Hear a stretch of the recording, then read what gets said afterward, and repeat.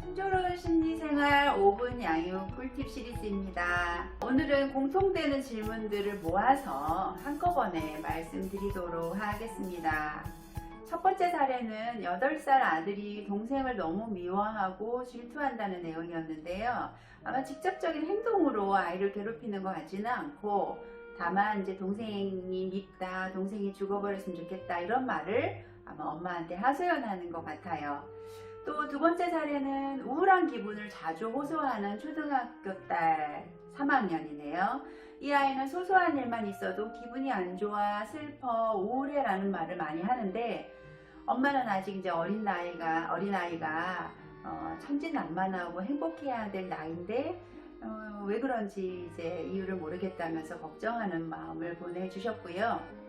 또 하나 눈에 들어오는 사연은 너무 겁이 많은 아이네요. 초등학생인데도 집에 혼자 들어가는 것을 무서워하고, 자기 방에 앉아서 공부를 하다가 갑자기 무서운 생각이 들면 비명을 질러서 부모를 놀라게 하기도 한다네요. 그 외에도 짜증을 많이 내는 아이들에 대한 질문이 되게 많았어요. 학교에서 있었던 일 때문에, 혹은 친구 관계 때문에, 혹은 공부가 힘들다고, 때로는 아무 이유 없이 엄마에게 짜증을 많이 내는 아이들에 대한 질문. 자, 이런 질문들을 가지고 오늘 이야기를 나눠보도록 하겠습니다. 이 질문들의 공통점은 뭐죠? 네, 바로 감정이죠. 감정, 이제 기분, 느낌이라고 말할 수 있는 바로 감정을 아이들이 표현한다는 것인데요. 아무 이유 없이라고 말씀하셨지만, 이유는 우리가 모를 뿐이지 모든 감정에는 숨은 이유와 의미가 있다. 자기가 왜 그런 감정이 드는지 이유를 아이들이 안다면 설명하겠지만, 자신도 이유를 모르니까 만만한 엄마에게 이제 쏟아내는 것이죠.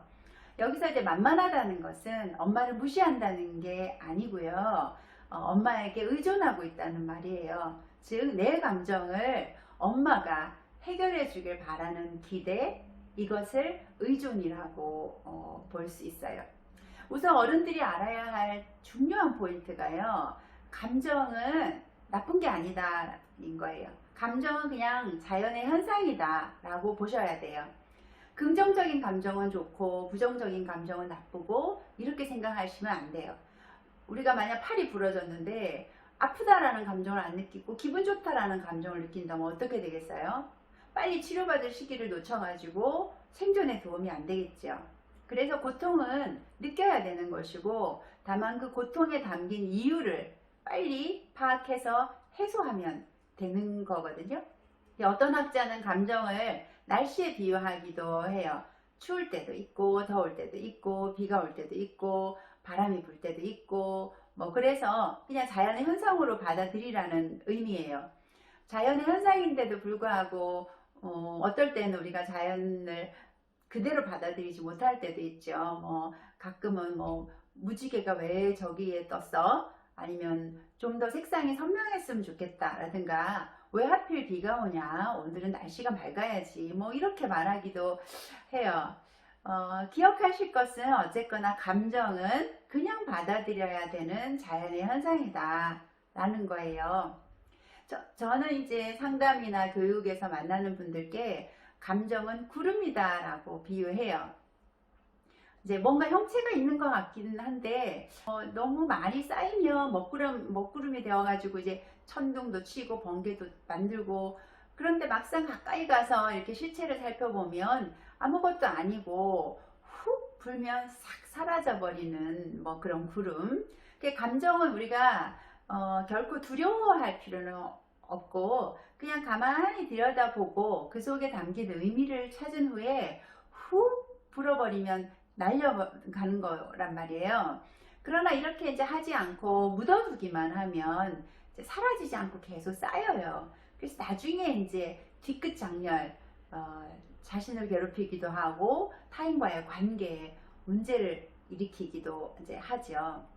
그렇다면 이제 아이의 감정을 있는 그대로 받아들이라는 말은 어떻게 하라는 건가, 그 방법이 궁금하실 거예요. 지금부터 꿀팁을 알려드리도록 할게요. 첫 번째, 자, 감정을 봐라 예요. 만약 지금 이제 내 눈앞에 먹구름이 탁 왔다. 그러면 그냥 가만히 들여다보고 손으로 이렇게 휘휘 저어보기도 하겠죠. 그런 것처럼 감정을 호소하는 아이를 만나면 그냥 가만히 들여다보세요. 다정한 태도로 또 혹은 섬세한 마음으로 관찰해 보는 건데, 이때 부모의 마음이 바쁘면 안 돼요. 여유 있게 평온하게 먼저 뭔가 마음이 바빠가지고 할 일이 막 생각난다든가 걱정이 있다든가 할 때는 이런 이제 바라보는 태도를 유지하기가 어렵죠. 일단 있는 그대로를 보려고 하다 보면 아이의 표정이 보이고 아이가 말하는 내용이 들려요. 그러면 보이는 대로 들리는 대로 언어로 전달해 주는 거예요. 이렇게 아이고 표정을 보니까 뭔가 속상한 일이 있었나 보구나. 아까 질문하신 사례의 경우에 대입해 보면 동생이 없었을 때가 더 좋았다고 느끼는구나. 또는 학교에서 있었던 일 때문에 기분이 안 좋았구나. 등등 현재 내 눈에 보이는 것을 그대로 말해주는 거죠. 이거를 거울처럼 비춰준다고 해서 거울 반응, 미러링이라고 해요.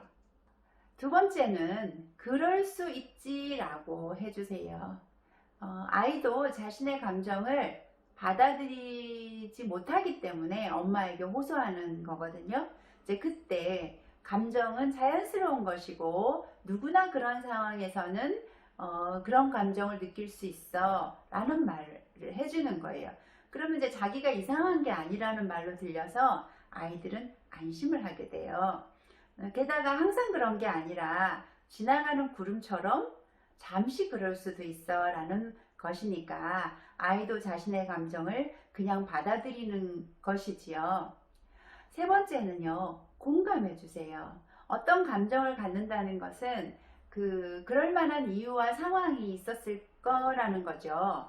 부모는 잘 이해를 못할지도 모르지만 아이의 입장에서는 그럴 만한 이유예요. 그래서 공감이라는 것은 나도 너의 입장이 된다면 이라는 이제 전제를 갖고 그럴 만한 감정을 가질만 하지 라는 태도를 보이는 거예요. 그게 그 감정이 옳다 틀렸다 이런 걸 가르치려는 게 아니라 그냥 그런 너의 감정이 이해가 돼 이러는 거예요. 감정 때문에 만약에 이제 나쁜 행동을 했다 그러면 어떡하나라는 걱정이 여기서 이제 생길 수 있잖아요. 공감은 그 감정을 이해해 주는 것이지 행동은 좀 다른 문제예요. 그래서 일단 먹구름 같은 감정이 공감을 통해서 싹 사라지면 행동은 달라질 수도 있고, 또 달라지지 않는다면 좀 평온해졌을 때 수정해 주시면 되죠. 저도 이제 때로는 누군가에게 질투심이나 미운 감정이 들 때도 있어요. 이제 그럴 때 내가 상담자인 내가 이런 생각을 하다니 라며 그 감정을 못 받아들이고 막 자책하고 그러지 않아요. 왜냐하면 저도 한계를 가진 인간이기 때문에 그런 감정을 가질 수도 있다고 인정하고 나 자신을 공감해줘요. 그러다 보면 이제 그래 얼마 못 가서 이제 그렇지라고 구름처럼 감정이 사라지고, 그런 감정이 사라지고 나면 또 다른 감정이 생겨요.